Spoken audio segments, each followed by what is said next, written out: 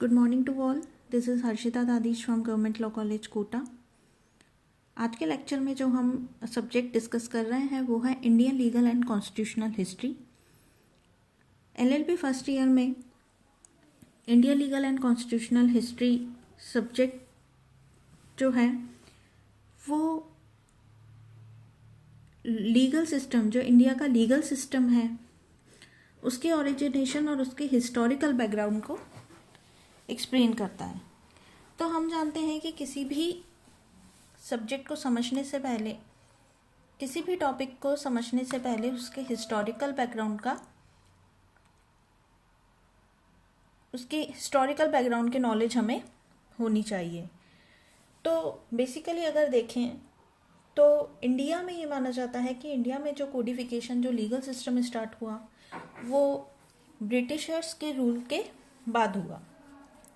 लेकिन अगर हम देखें तो इंडिया एक हमेशा से सिविलाइज्ड नेशन कहलाया है, और वैदिक पीरियड में भी, एंशिएंट पीरियड में और मिडाइवल पीरियड में अगर हम देखें तो चाहे वो हिंदुइज्म की बात करें या मुगल एम्परर की बात करें,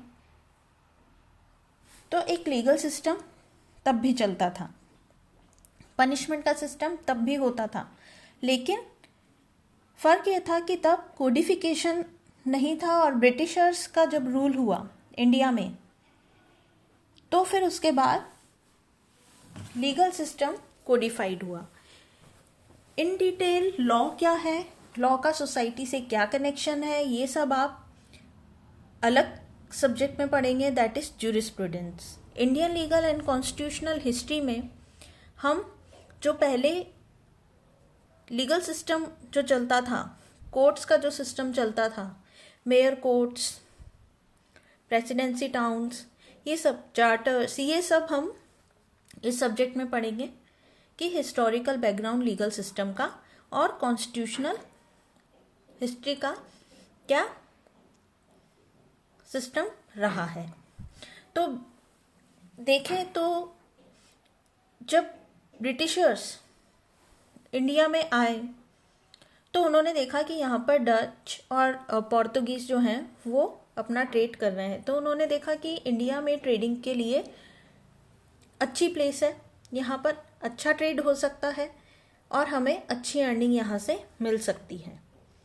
तो ये बात उन्होंने जाके क्वीन एलिजाबेथ को इंग्लैंड में कन्वे की, और क्वीन एलिजाबेथ ने एक कंपनी फॉर्म कर दी. कब? 31 दिसंबर 1600 AD में, और वो कंपनी कहलाई ईस्ट इंडिया कंपनी. ओके, इस कंपनी का ऑब्जेक्ट जो था, बेसिकली ऑब्जेक्ट वो था इंडिया में ट्रेड करना. ईस्ट इंडिया कंपनी का जो लीगल नेम था वो था the governor and company of merchants of London trading into east Indies. Okay, तो ये ईस्ट इंडिया कंपनी जो फॉर्म हुई वो 31 दिसंबर 1600 को फॉर्म की गई, और इसमें जो मेंबर्स अपॉइंट किए गए, कंपनी के जो मेंबर्स थे वो 24 मेंबर्स इलेक्ट किए गए, जिन्हें कि बोला गया कोर्ट ऑफ डायरेक्टर्स प्लस एक गवर्नर. ओके, तो ये कंपनी जो है वो फॉर्म की गई 1600 में. इस कंपनी का एक्सक्लूसिव राइट ये था कि ब्रिटेन से लेकर इंडिया तक जितनी भी कंट्रीज आ रही हैं उन पर इस कंपनी का एक्सक्लूसिव राइट था. यानी आप ये कह सकते हैं कि उस टाइम पे ईस्ट इंडिया कंपनी जो फॉर्म की गई तो उसमें एक कंडीशन रखी गई कि ईस्ट इंडिया कंपनी की जो कॉलोनीज़ हैं वो उस पर उसकी मोनोपोली रहेगी. इट मीन्स जो ट्रेडिंग राइट्स हैं वो सिर्फ और सिर्फ किसके पास रहेंगे? ईस्ट इंडिया कंपनी के पास रहेंगे. ओके, तो ये एक्सक्लूसिव राइट था इनका ट्रेडिंग का, जो कि एशिया, अफ्रीका, अमेरिका, यहाँ पर भी अप्लाई, इनका ये राइट एप्लीकेबल था. और अगर मान लीजिए किसी को ट्रेड करना है तो उसे ईस्ट इंडिया कंपनी से लाइसेंस लेना होगा, अदरवाइज वो ट्रेड नहीं कर सकता है। तो इस तरीके से ईस्ट इंडिया कंपनी ने अपनी एक मोनोपोली बना ली थी। जो ईस्ट इंडिया कंपनी का टर्म पीरियड था वो था 15 ईयर्स, जो कि वापस से रिन्यू होकर 15 साल के लिए हो सकता था। यहाँ जो मेंबर्स इलेक्ट किए जाते थे कंपनी में, वो एनुअली इलेक्ट किए जाते थे, जिन्हें कि कंबाइंडली बोला जाता था जनरल कोर्ट। ओके, जो कंपनी के मेंबर्स होते थे, शेयर होल्डर्स होते थे, और ये शेयर होल्डर्स और मेंबर्स जो हैं वो ब्रिटेन के रिच पर्सन्स हुआ करते थे। ठीक है। ईस्ट इंडिया कंपनी की जो पावर थी वो थी बेसिकली कि इंडिया में जो ट्रेडिंग अफेयर्स हैं उनको कंट्रोल करना, साथ में उन ट्रेडिंग अफेयर्स को कंट्रोल करने के लिए लेजिस्लेशन बनाना, जिसमें कि सिविल और क्रिमिनल लॉज दोनों इंक्लूडेड थे। ओके, और ये जो लॉज बनते थे ये इंग्लैंड के लोगों पर ही अप्लाई होते थे। साथ में जो ईस्ट इंडिया कंपनी की पावर थी उसके अंदर जो कंपनी को पावर दी गई थी वो, अगर हम देखें कि एक 1600 में ईस्ट इंडिया कंपनी फॉर्म हुई, वापस से इसे ऑल्टर किया गया और second east India company form की गई 1698 में, जो कि 5 सितंबर 1698 को चार्टर पास किया गया, क्योंकि 1600 में कुछ अमेंडमेंट्स करने थे। और ये जो चार्टर पास किया गया ये विलियम थर्ड ने किया। तो दो कंपनी यानी east India company incorporated in charter 1600 and East India Company incorporated in 1698 by second charter. तो इन दोनों कंपनीज को यूनाइट किया गया और फिर उसके बाद कुछ अमेंडमेंट्स, कुछ पावर्स, कुछ फंक्शंस कंपनी में चेंज किए गए।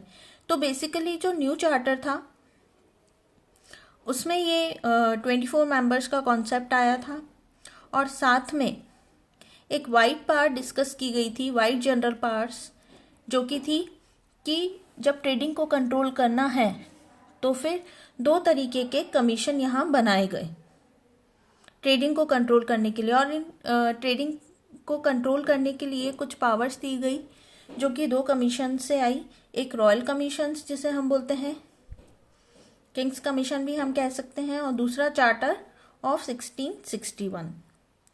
तो जो रॉयल कमीशन था उसके अंदर कंपनी जो है उन्होंने क्राउन से हेल्प मांगी और क्राउन को कहा कि कुछ मैटर में फाइन या पनिशमेंट इम्पोज किया जाना है। तो वहाँ पर कंपनी को रॉयल कमीशन के थ्रू पावर दी गई कमांडर इन चीफ को, जो कि कैपिटल पनिशमेंट अवॉर्ड करने के लिए एंटाइटल था। तो जो भी रॉन्ग डूअर होता तो उसे कैपिटल पनिशमेंट दिया जा सकता था, लेकिन वो कैपिटल पनिशमेंट जो था वो कमांडर इन चीफ दे सकता था अंडर रॉयल कमीशन। ओके, उसके बाद आया 1615 में वापस से रॉयल कमीशन और 1623 में किंग्स जेम्स सेकंड ने कंपनी को अपनी पावर ग्रांट की, जो कि वहाँ पर जो कंपनी को पावर दी गई तो उसमें चीफ ऑफिसर्स जो हुआ करते थे उन्हें भी अथॉरिटी दी गई कि वो पर्सन्स को, रॉन्ग डूअर्स को पनिश कर सकते हैं। तो इस तरीके से ईस्ट इंडिया कंपनी ने चार्टर पास करके, ये चार्टर क्या होता था, चार्टर एक डॉक्यूमेंट होता था जो कि सोवरेन पावर इशू करती थी और उस चार्टर के थ्रू गवर्न किया जाता था। तो ट्रेडिंग को होल्ड करने के लिए मेन बेसिकली जो ईस्ट इंडिया कंपनी का ऑब्जेक्ट था वो था इंडिया में ट्रेडिंग करना, और ट्रेडिंग को उन्होंने इफ़ेक्टिव मैनर में ट्रेड और ट्रैफिक करने के लिए उन्होंने कुछ रूल्स रेगुलेशंस बनाए रिलेटिंग टू पनिशमेंट। और पनिशमेंट किस तरह की हो सकती थी, इम्प्रिजनमेंट, फाइन, या फिर गुड वेसल्स का फोरफीचर जब्त कर लिया जाता था। तो इस तरीके से कमीशन पास किए गए और लेटर ऑन कुछ ना कुछ उसमें चेंजेस करते हुए कमीशंस के थ्रू ईस्ट इंडिया कंपनी ने अपनी ट्रेडिंग को इफेक्टिव मैनर में रूल्स के थ्रू ट्रेडिंग अपनी कंटिन्यू रखी। ओके, अब ईस्ट इंडिया कंपनी की ने अपनी ट्रेडिंग को और स्ट्रॉन्ग करने के लिए कुछ फैक्ट्रीज सिचुएट की, जैसे सूरत, मद्रास, बॉम्बे में, और इस तरीके से वो अपना पूरा का पूरा ईस्ट इंडिया कंपनी यानी ब्रिटिशर्स जो हैं वो अपने ट्रेडिंग का स्कोप वाइड करते गए। तो हम नेक्स्ट लेक्चर में हम डिस्कस करेंगे कि किस तरीके से ईस्ट इंडिया कंपनी ने सूरत, मद्रास और बॉम्बे में चार्टर पास किए और अपनी फैक्ट्रीज इस्टेब्लिश की। Okay, thank you.